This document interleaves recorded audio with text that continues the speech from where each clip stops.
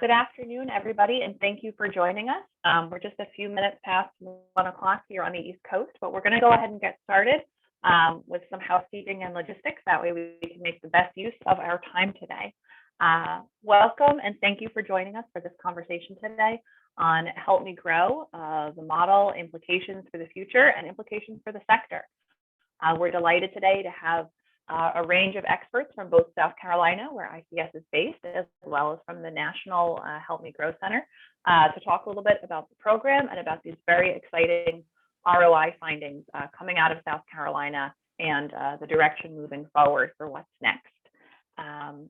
Just very quickly to go through the housekeeping rules that many of us are familiar with at this point after living on Zoom for 2 years. This session is being recorded. It will be posted online and all attendees will receive a link to it afterwards. As attendees, you're in listen only mode. If you do have any questions, you can utilize either the chat box or the Q&A box. If you have any technical issues during the session, please send a message to me, Megan Carolyn, and we'll try to troubleshoot it as best we can. If you have any content questions for our presenters, go ahead and enter those as you think of them. If something is sort of urgent to the conversation, like clarifying a figure, I'll bring it up, and otherwise we'll save it for the Q&A period at the end. We'll try to get through all the Q&A questions that we can. We do have a pretty full session today, and so if anything is left over in the Q&A box, I'll follow up with our presenters afterwards and share the answers with the group. I'd also like to note that live captions are available. You might already be seeing them on your screen. If you'd like to utilize this feature, kind of hover over the Zoom window and you'll get a button that says live transcript. You can select either subtitles or full transcript. It can get a little bit difficult on a mobile device, but there will be a transcript available as well at the end of this session. I'm absolutely thrilled with our lineup of speakers today. I'm going to briefly introduce them and then they'll tell you more about themselves as we go through. We have Paul Dworkin, the founding director of Help Me Grow National Center and executive vice president for community child health at Connecticut Children's Medical Center. We have Desmond Kelly, chief medical research officer for Prisma Health and the medical director of Help Me Grow South Carolina. We have Kimberly Martini-Carvel, the executive director of the Help Me Grow National Center, associate director of the Office of Community Child Health at Connecticut Children's Medical Center. We have Kerry Schnacke, CEO, South Carolina Infant Mental Health Association, and Jane Witowski, the director of Help Me Grow in South Carolina. Today's session is going to provide a little something for everybody. I know from our attendee list that we have a range of familiarity with the model.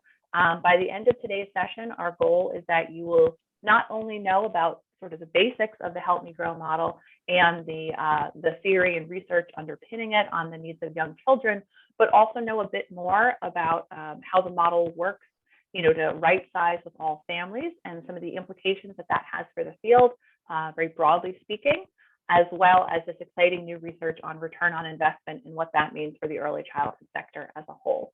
At this point, I'm going to turn things over to our first speaker, Dr. Paul Dworkin, who's going to introduce us to the model today. Thank you. Thanks very much, Megan, and good morning or good afternoon, depending upon your time zone to everyone. I'm so pleased to have this opportunity to spend a little bit of time level setting with regard to the model. I recognize that some of you are very familiar, in fact, experts in the Help Me Grow model. Others may be hearing about it for the first time. So I will try to provide just sufficient enough information to enable this presentation to make sense to everyone. Also, ironically, I am not in Hartford, the home base for Help Me Grow National Center. I'm actually vacationing in Charleston, South Carolina. There's quite a distance between Greenville and Charleston, upstate and downstate. But I do feel that there is some irony and appropriateness sitting in South Carolina while we get to hear about the great work that is being done by Help Me Grow South Carolina. So next slide, please. So by way of introducing Help Me Grow, let me suggest to you that over the course of my career, which has evolved over more decades than I would care to admit, I have long considered myself as focusing on the relentless pursuit of the answer to the following question: What if our goal for child health services is not merely to treat or even prevent childhood diseases and disorders, as critically important as those activities are, but is also to promote children's optimal healthy development? And I will admit that for many years, I thought this was a rhetorical question. I wasn't quite certain if there even was an answer. And then with the remarkable evolution in our understanding of brain development, early child development, and more recently, the biology of adversity, toxic stress, adverse childhood experiences, the importance of social drivers of health, I came to appreciate that indeed there is an answer to this question, and that it is certainly in the affirmative. So if we agree that we must promote children's optimal healthy development, that then begs the question, how do we best transform the services that we deliver, including child health services, to strengthen families, to promote their children's optimal health, development, and well-being? And this was really the question that informed our efforts in the mid-1990s, over 25 years ago, to consider how we could best strengthen families to promote children's optimal health, development, and well-being. Next slide. In Hartford, which is the capital of Connecticut, Connecticut is a very wealthy state, has the highest per capita income in the country. Hartford is a very, very poor city, having been ranked the second poorest city of its size. We had the opportunity to engage in a wide array of crucial community conversations. We spoke with residents, families, providers, elected officials, and we were stunned by how quickly we came up with 4 common shared assumptions. Number one, that children in Hartford with developmental and behavioral problems were escaping early detection. And unfortunately, this was very, very obvious on entry to a Hartford classroom. Number two, that even though Hartford was challenged from the standpoint of its economics, and we knew there were gaps and capacity issues with regard to programs and services, we nonetheless realized that there were a wide array of really important and impactful community-based programs and services that were available to families and offered the opportunity to strengthen families to promote the best outcomes for children. But number three, we realized that there was a critical gap between the best efforts of child health providers, early care and education providers, family support providers like home visitors to identify children who were vulnerable and at risk for poor developmental and behavioral outcomes, and the linkage of those families and their children to these community-based programs and services. So our fourth assumption was that children and their families would benefit from a coordinated region-wide system of early detection and intervention for children at developmental risk. So in the late 1970s, next slide, please, 1997 to be exact, we designed a model with 4 core components that could address these assumptions. And ironically, these are still the same 4 core components of the Help Me Grow model today, over 25 years later. Child health provider outreach to engage child health providers in effective early detection through the process of developmental surveillance and screening, as well as inform them as to their access for children and families to community-based programs and services through the model.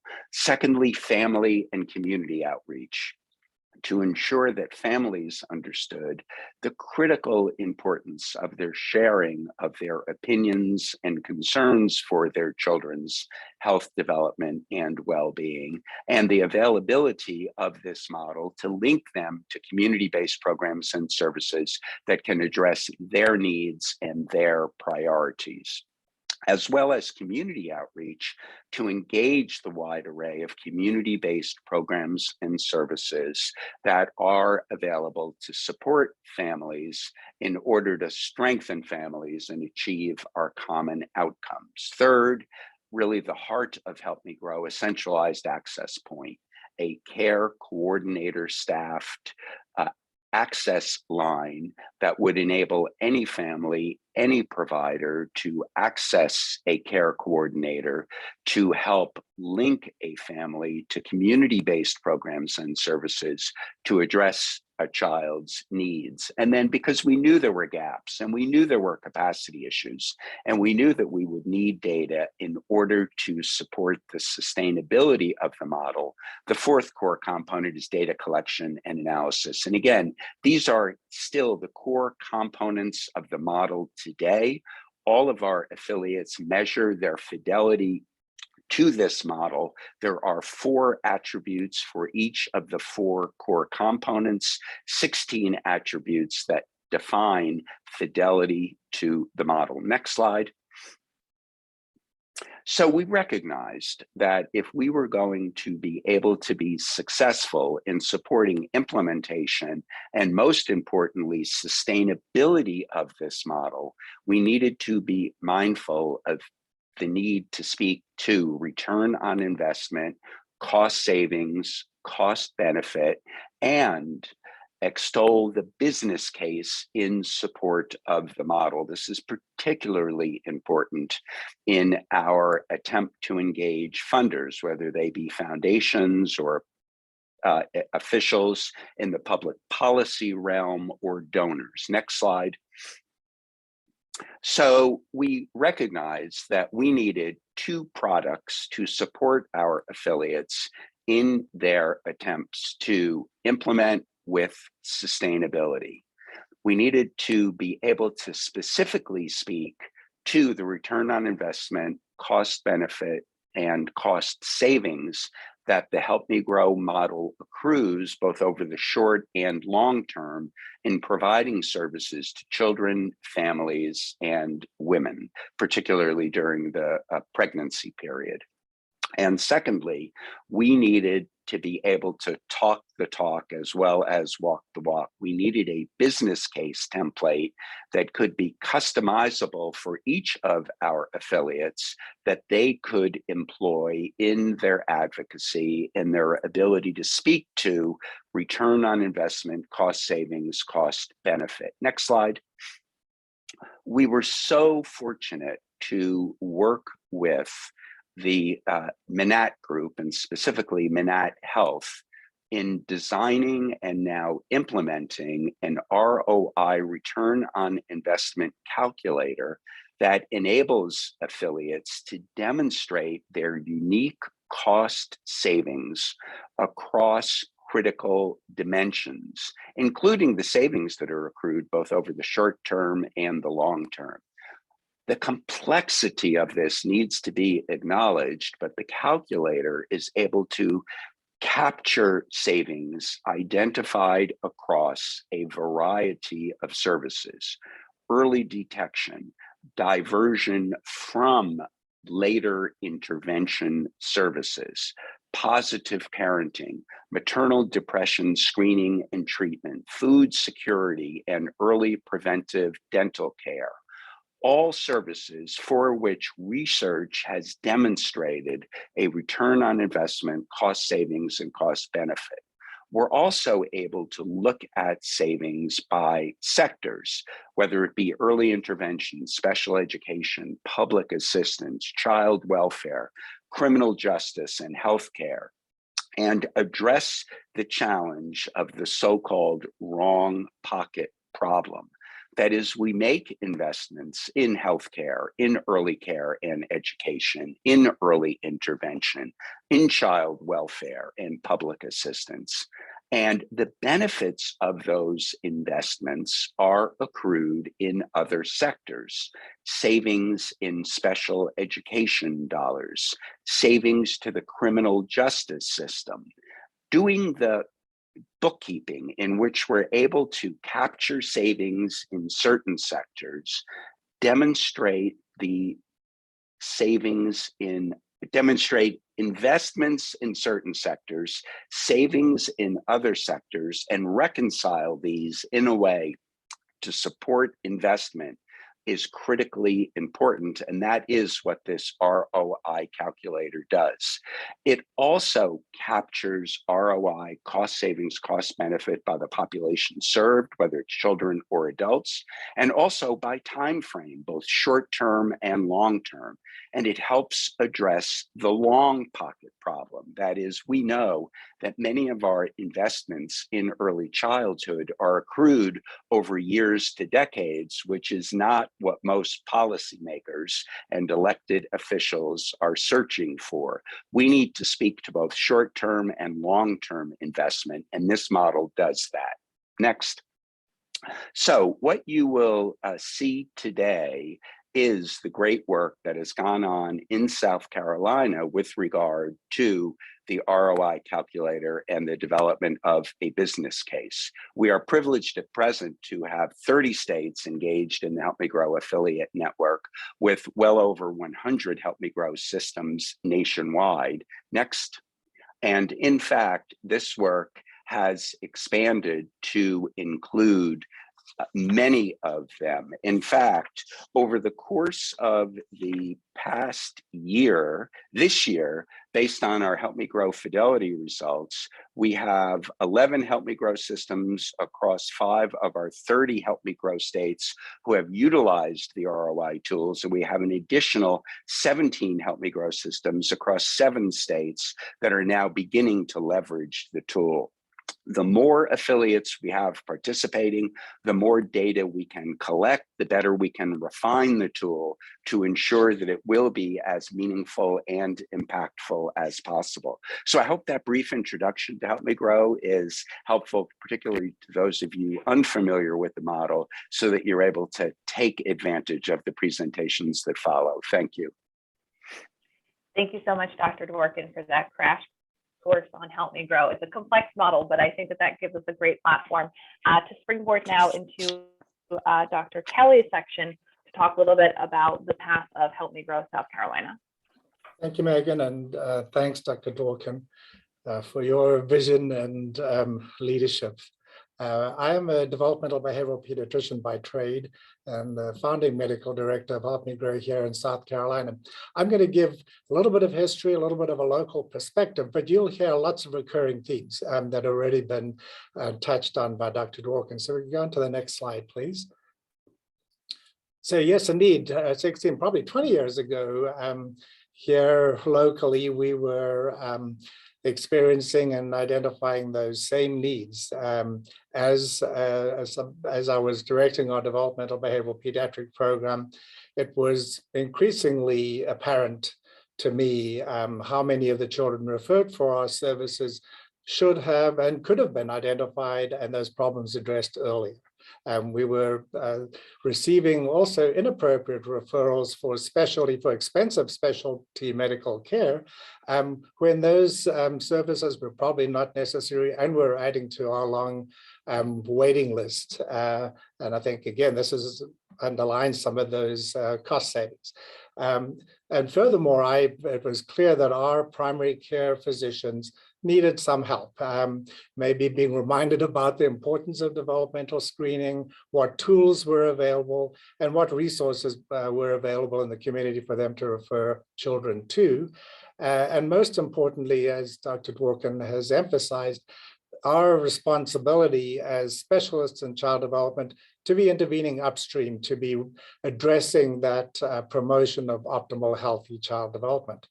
In Greenville, we have a lot of unique services, and one of those was the Center for Developmental Services, which is a co-location of health and educational agencies serving children with developmental concerns and their families. And around that time, they had done a needs assessment, and sure enough, the same problem was the top of the list. The fact that the children being served at that center were being identified too late. At the same time, in South Carolina, there were state agencies coming together in efforts to address these issues. Our state version of the Early Childhood Comprehensive Systems program, our Department of Public Health and of Social Services, we're exploring early cross-sector opportunities to address this problem. And of course, nationally, our American Academy of Pediatrics was embarking on a renewed effort to educate around the importance of developmental screening with a policy statement in 2006. Next slide, please. Our local efforts reflected what was happening nationally, and that's probably not surprising. There are not a lot of original ideas out there, but we did secure funding through the Duke Endowment to launch a program that at that time we called Promoting Resources and Developmental Education, PRIDE, and this ran for 5 years. And our focus was really on education, and you'll hear later how we were missing a key component that's so essential in Help Me Grow, the heart of Help Me Grow.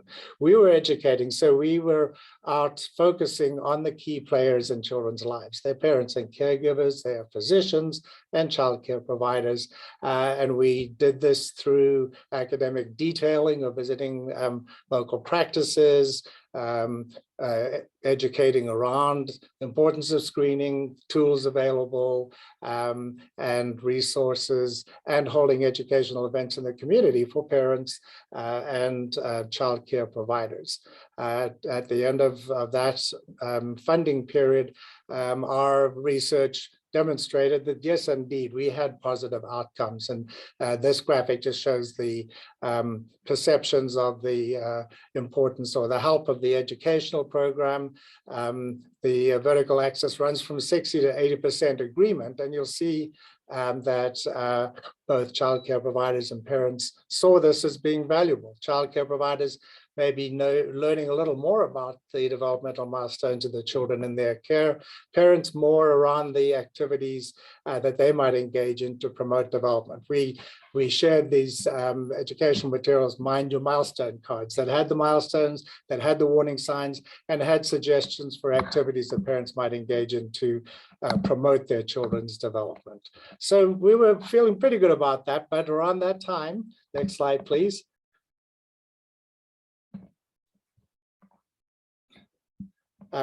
Became apparent that, yeah, maybe we were plagiarizing a little.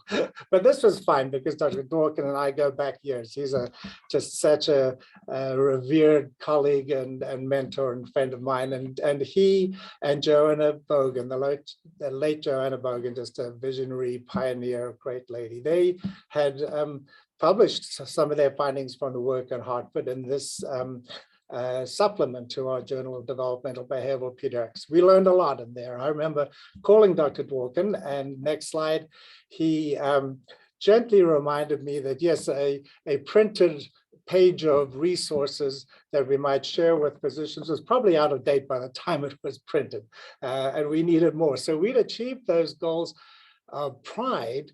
But the big question, what to do when those problems were identified and how to make those connections. So when I learned about the funding for replication of the Connecticut program, it had already been in California. We were very lucky then.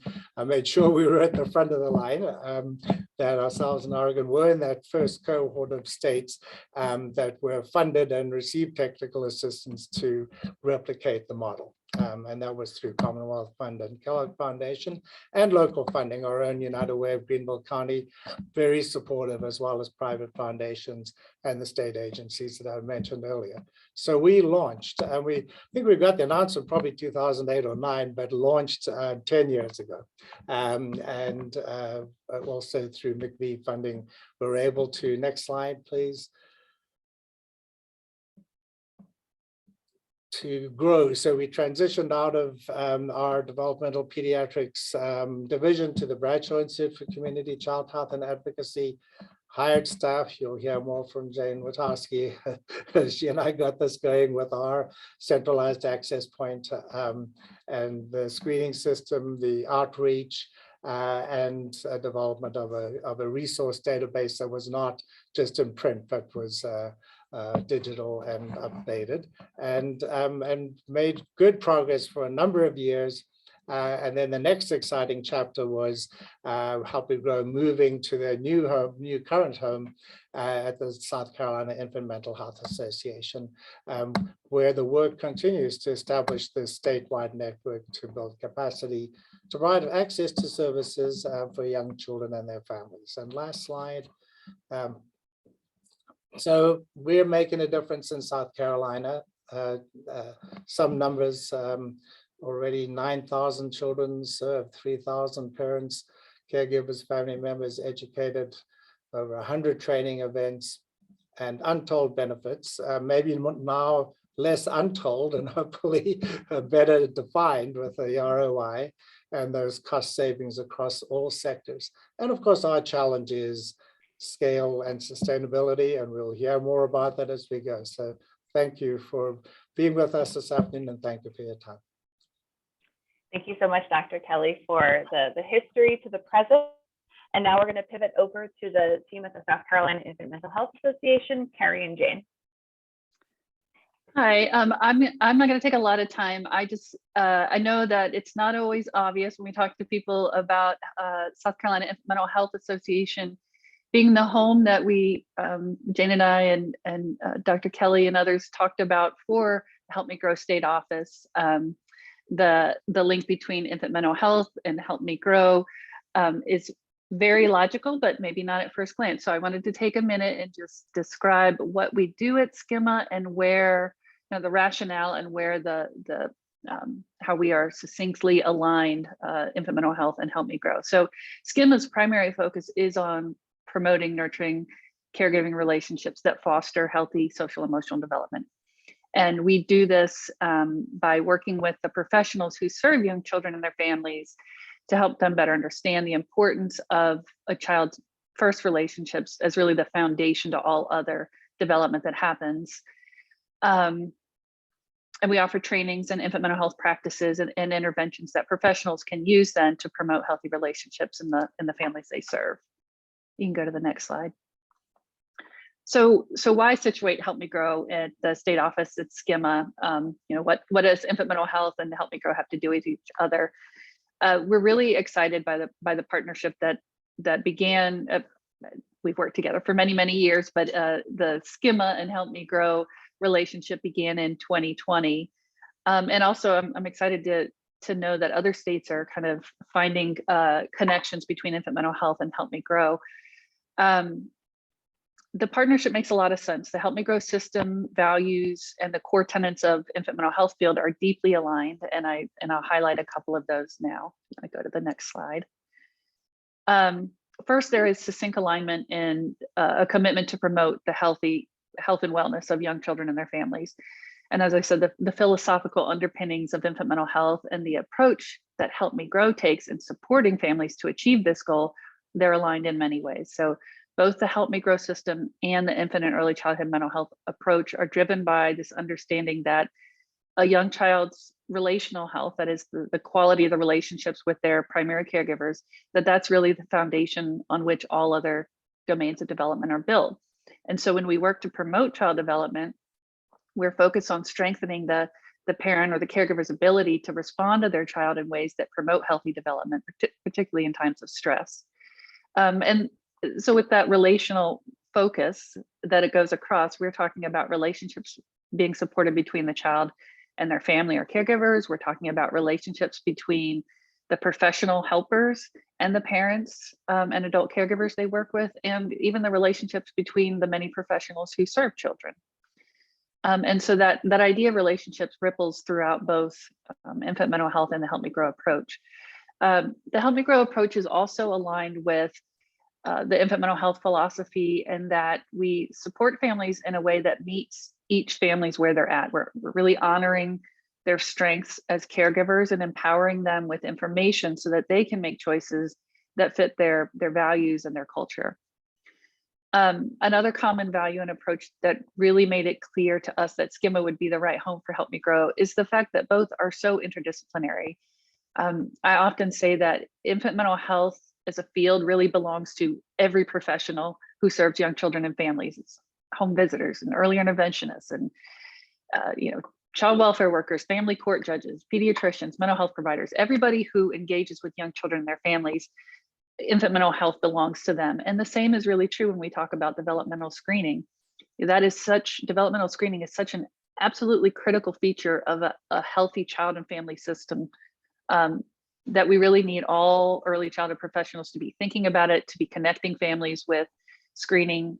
And then through Help Me Grow, it's not just the screening, but it's this important next step of, okay, the screening tells us something, now let's act on that in a way that is helping families. So it's not, here's a list of resources that you need to find to support your child, but there's this caregiver who's this really warm, sensitive interaction with families to help guide them to resources in their community that can support their children and that meet, that take their insurance, that are on the bus line that they need to go to, that are open when the parent can take their child, these really practical things so that the connection is happening. We're not just doing this to tick a box and say, we did a developmental screening.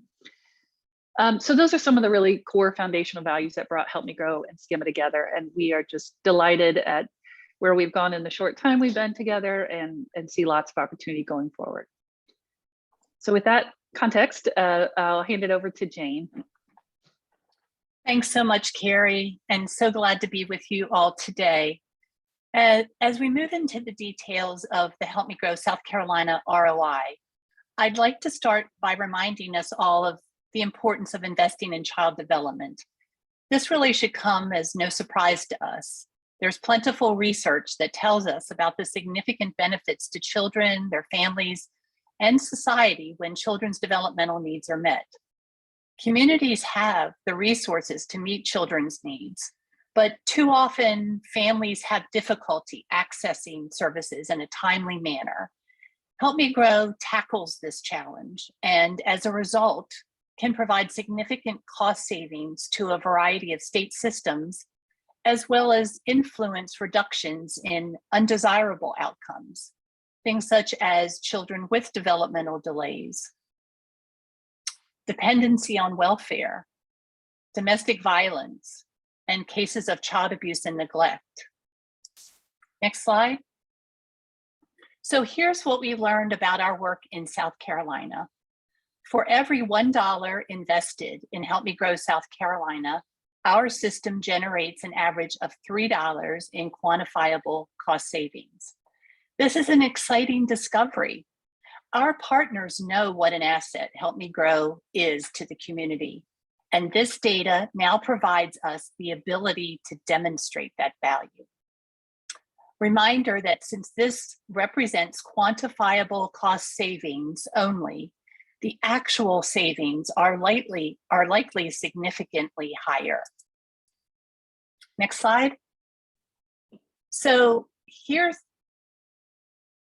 next slide. Here's a breakdown of the savings that Help Me Grow South Carolina generates to various state systems. And as you can see, the largest cost savings is occurring in the special education sector. Data that was used for these calculations come from 2019 and are an annual total savings of more than $2 million. Next slide. So now that we've seen the overall cost savings that our Help Me Grow system provides, I'd like to take a look at a few of the details behind it. The benefits of early detection and intervention for developmental delays are well documented. Our team helps to identify children with developmental delays and other developmental concerns earlier through screening and ongoing surveillance, concerns that may otherwise not be detected until later in a child's life. This work decreased spending to both public assistance programs and special education by $1.9 million. And as you can see, in 2019, we served 800 children between the ages of birth and 3, representing almost half of all children served that year, with 344 referrals being made to our Part C program, known here in South Carolina as BabyNet. Next slide. Understanding children's needs and connecting them to the most appropriate service means that we can help to avoid unnecessary referrals to high-cost developmental behavioral specialists. You heard Dr. Kelly talk about this in his part of the presentation.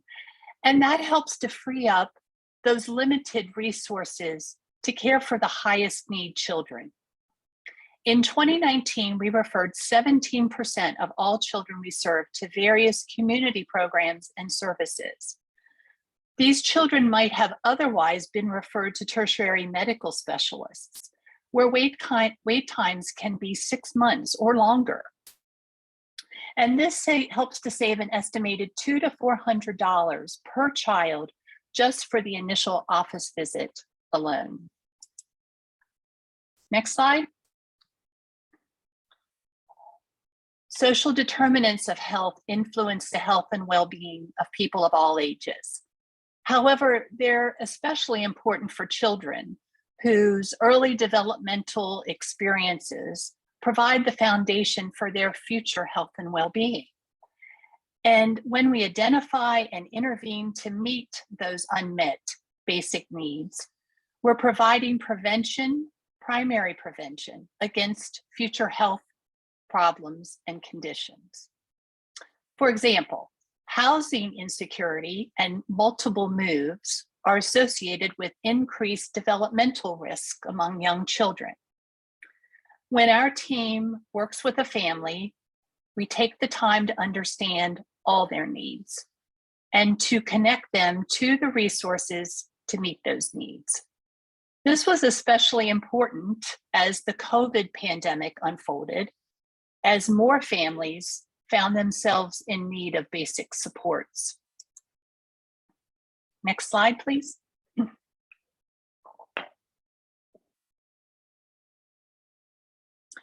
We approach our work to promote healthy child development with a two-generation lens.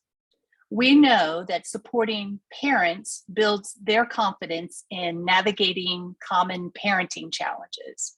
And when families are stronger, our communities thrive, we all benefit.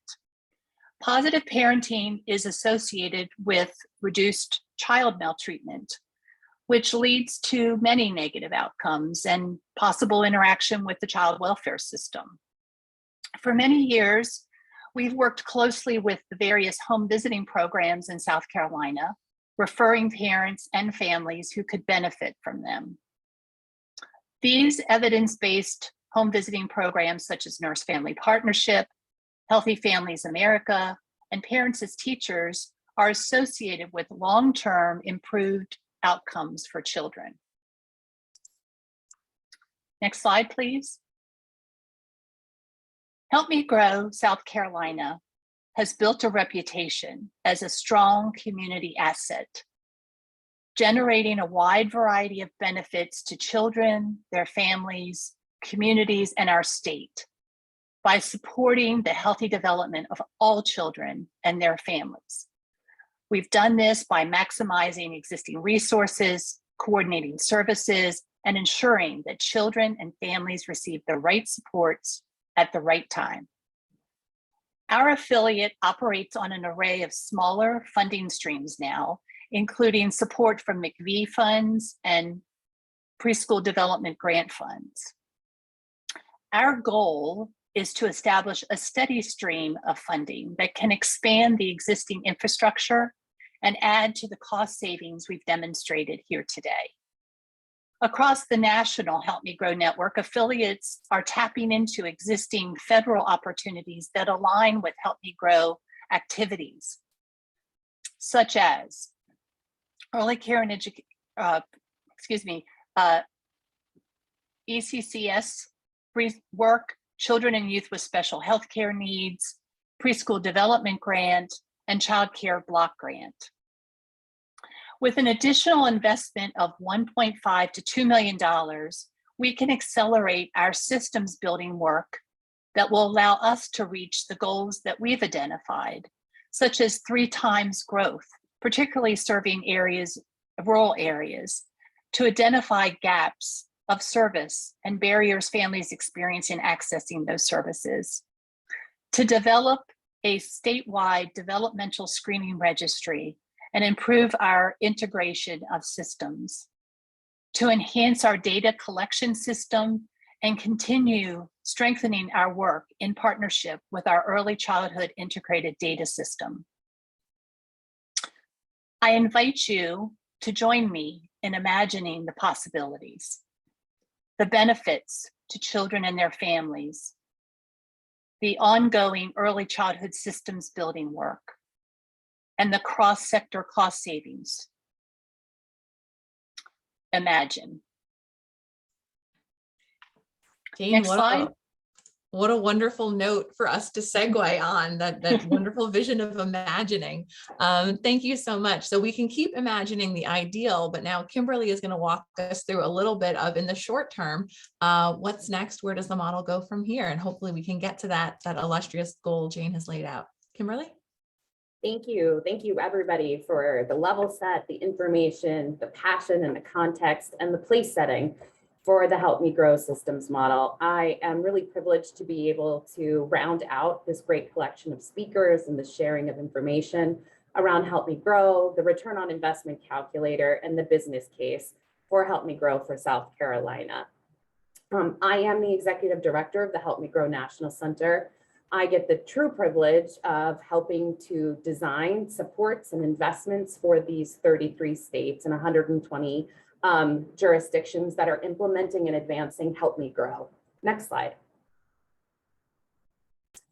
I'm going to talk a little bit about and wrap up today's formal part of the presentation about the upcoming return on investment, technical assistance, and materials that South Carolina has been just significant in helping us to be able to design, test, and advance. Next slide. So for 2022, we have some real exciting upcoming opportunities that South Carolina is going to be able to leverage for their own advocacy and advancement of Help Me Grow. One of them will be the release of return on investment briefs from those states that initially piloted, tested, and refined the ROI calculator for Help Me Grow. We're looking to have those published in summer 2022. And what that will do is start to build an evidence base of looking at a return on investment, both short-term and long-term, for Help Me Grow's implementation across varied states with different approaches, different funding streams, and also different savings. And so we will start to build an evidence base, some cross-state learning and opportunities to advance our own individual states' return on investments calculator and business case. In fall 2022, we will be hosting a building capacity webinar that'll introduce the entire affiliate network to these one-page briefs and the accompanying resources and toolkit that will be made available. And lastly, this is ongoing. It's what the Help Me Grow National Center does, but really we'll be focusing on advancing the ROI findings in states like South Carolina to a national level, to a national audience, around investments in those large federal funding streams that could be made into Help Me Grow that Jane had just talked about.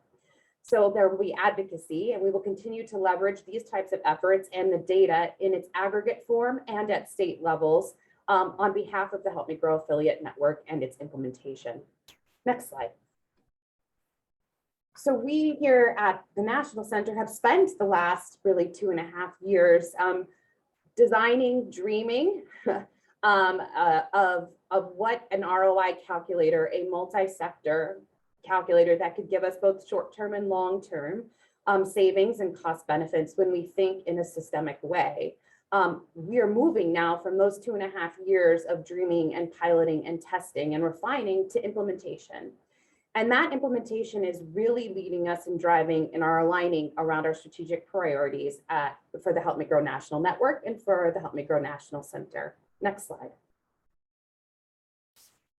As we are moving with the ROI calculator and business case from planning to implementation, we are doing the same thing with our strategic growth plan for accelerated impact. This strategic plan has been co-created with the affiliate network. So those 30+ states, those 120 different communities and localities that are implementing the model And we have all come to a shared agreement and a shared consensus on 5 strategic growth priorities, of which I'm hopeful you heard resonate today in the conversations that were presented. 1, to really think through and validate Help Me Grow's impact model. So really, what is the true impact of having a system like Help Me Grow operating in support of families with young children at a community and a state level? To accelerate both the national, the state, and the community's ability to use their data to understand, document, and advocate for community change. To think through and define Help Me Grow's role in advancing racial equity. How do we build universal systems with targeted supports so that all families and the providers that support them have access to a universal system of care?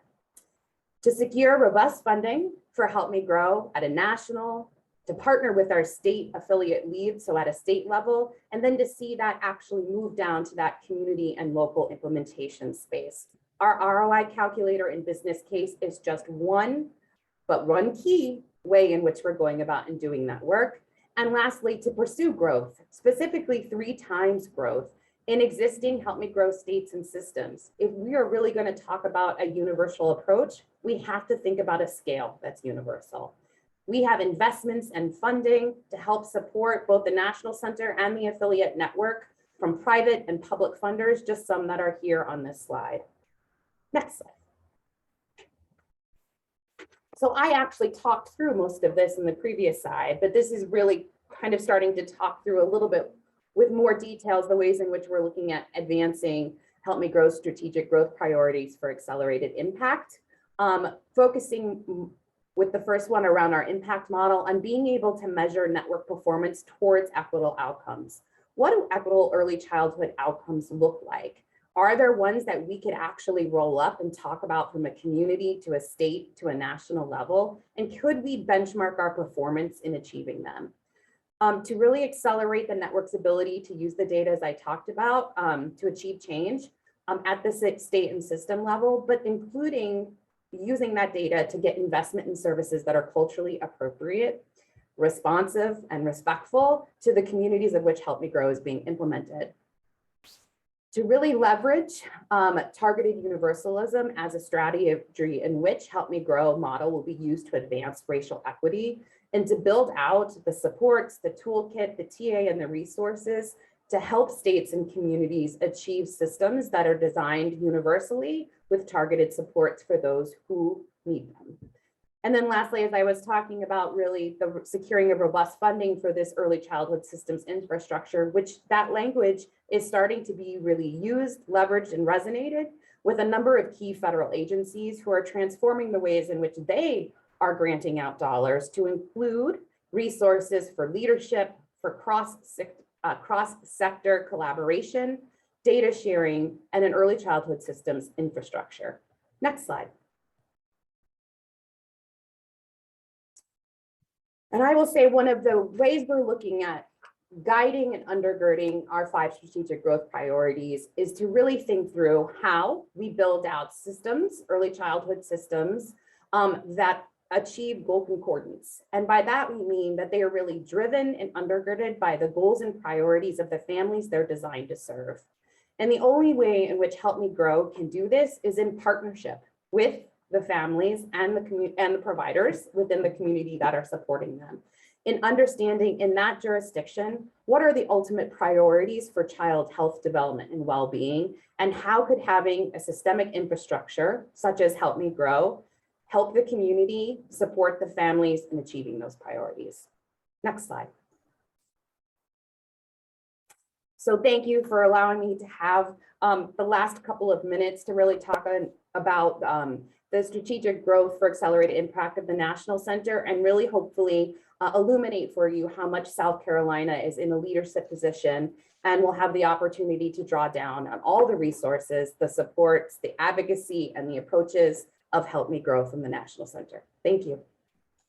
Thank you so much, Kimberly. Thank you so much to all of our speakers. And believe me, all of us on this call love hearing the phrase South Carolina leadership position, early childhood. As an organization, that's our bingo card right there. At this point, I would welcome our attendees to please submit any questions that you have for our speakers through the chat box or the Q&A window. I have a few that we'll sort of get started with here with our last 10 minutes. First, as a moderator, I know I'm supposed to be generally neutral, but when Jane said, $2 million savings annually, I kind of went, we're talking about some very, very real money here. In addition to the fact that, it also benefits children and families in so many difficult ways to measure, so many very meaningful ways.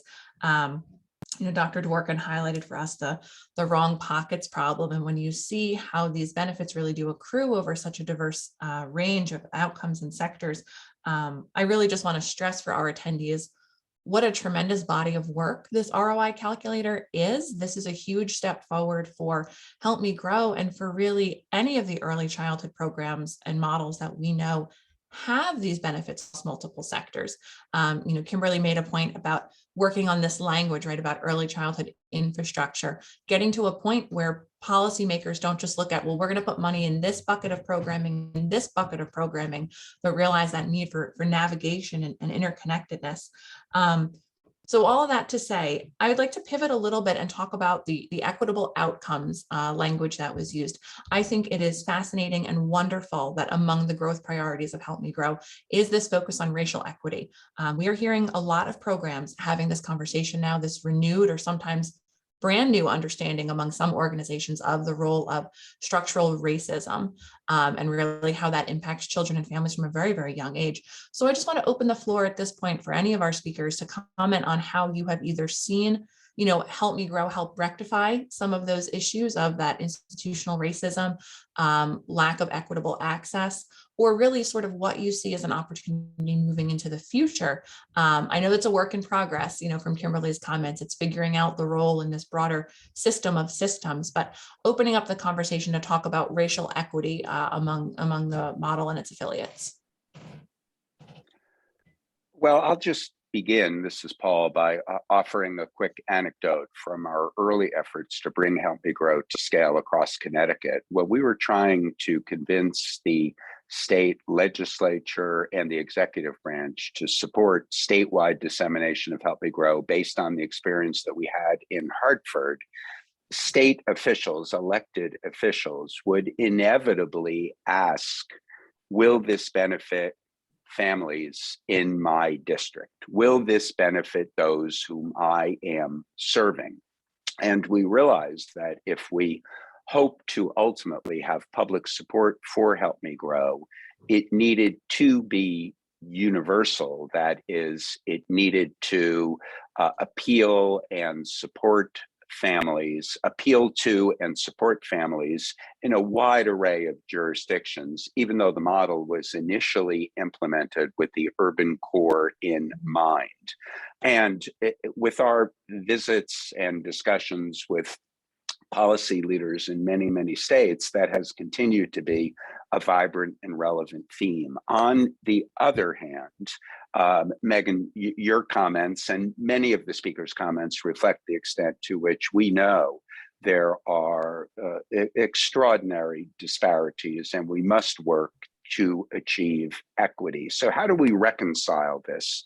And as Kimberly could speak to this in even greater detail, we ultimately appreciated the merits of an approach termed targeted universalism, that is, being pragmatic in recognizing that the model needs to be available to all families. After all, there are families in the upper and upper middle class who have concerns with regard to their children's development.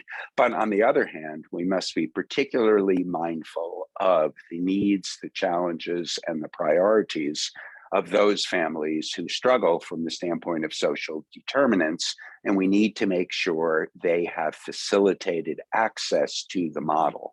Targeted universalism takes that dichotomy, if you will, and operationalizes it in a way that benefits all children, all families. And it's been extraordinarily helpful for us in being able to both speak to the universal appeal and need while at the same time acknowledging our commitment to advancing equity. So I hope that's helpful from an historical standpoint. Absolutely. Great. If anybody else would like to add on to that, we do have more questions, but if anybody else wants to comment on the equity perspective. Well, I will- I'm just, Go for you it. go ahead, Kimberly. I was just going to say, Paul really helped frame how we're thinking about this at the national level with the National Center, which is if we're truly going to have an equitable system, we need to assess and analyze that everyone is actually having equitable access to the system. And using the data of which we are collecting as part of Help Me Grow, we can start to identify where our system design and our system improvements might not be actually right-sized to all and not equitably there for all. And using that as really an opportunity to then test strategies to make sure that we are providing a universal system with equitable access for all to achieve. And a lot of that ends up starting to address some of the issues and ways we have leveraged structural racism when we've designed our systems innately. So that's just 2 cents. Sorry, Carrie. No, that's great. I was just really going to give one small example of an effort at this, and just to be targeted and leveraging partnerships with entities that already have established trusted relationships with whomever their community is, and trying to give them the resources and the information to access the families they already have partnerships with to provide an entryway into Help Me Grow. That does not address the systemic racism, but each little step matters. And so that's one of the pieces that we're focused on. Absolutely. I think that sort of the trusted partner connection, especially when you're talking about families and populations that have good historic reasons to mistrust big systems, government entities, when you're talking about families maybe where there's a language barrier or a citizenship concern, having sort of those trusted relationships, means the world. With 2 minutes left on the clock here, I'm going to pose to everybody the $100,000 question of the time right now, which is, so COVID, how have the last 2 years of the reality in which we've all been living impacted the models and the ongoing operations?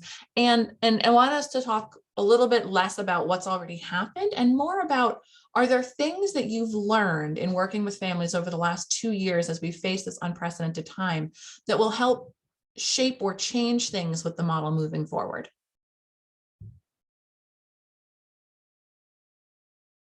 Just a small little question with our last 90 seconds. I'll lead it off, and I will just say from my perspective at the National Center, I've been humbled about how COVID has accelerated our identification of innovations, strategies, and practice that are allowing us to have a broader reach and impact than ever possible before. And that is held true across the affiliate network in communities, urban and rural, in populations that have had sustained Help Me Grow systems and those that were just beginning. And so I think it has forced us to identify strategies at a pace that we wouldn't have done if COVID hadn't been there. Absolutely. Yeah, absolutely. And I would say that Kimberly and her team have published how our affiliates have stepped up and used the model to address the basic needs of families that have been so exposed by the pandemic.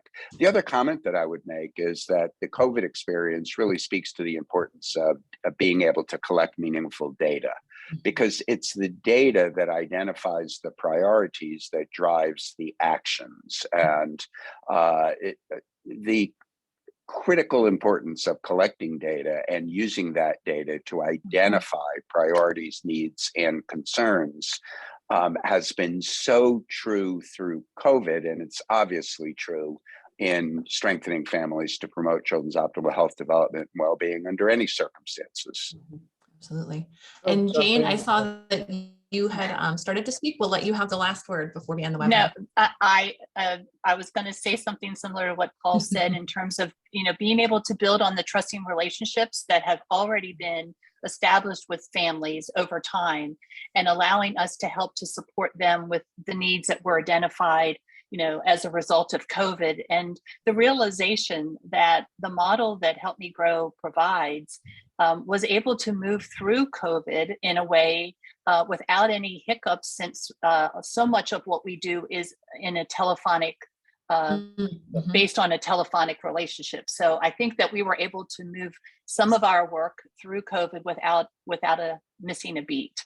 I'm going to jump in as a practitioner as well, and the challenge, especially with really young children, of assessing development telephonically or telemedically, and my concerns about some of the standardized screenings that the state agencies perform that were in person that are now remote, missing more children, and I'm really concerned about that. And we have anecdotal evidence in South Carolina of those trusted relationships where parents or the therapist working with them have said, hey, this is not, you didn't really fail that test, or there are significant concerns ongoing, and Help Me Grow can step in and help make the connections. Sure, absolutely. Great. Well, I just want to say once again to our panelists, thank you so much for joining us today. Thank you also for all of our attendees. If you have any questions that we weren't able to get to today, or looking for any information about Help Me Grow, any of the resources we discussed, feel free to send an email over to me and I can triage it out accordingly to our panelists and follow up with you by email. Thank you once again, everybody, for spending part of your Friday with us. We appreciate it, and have a great weekend.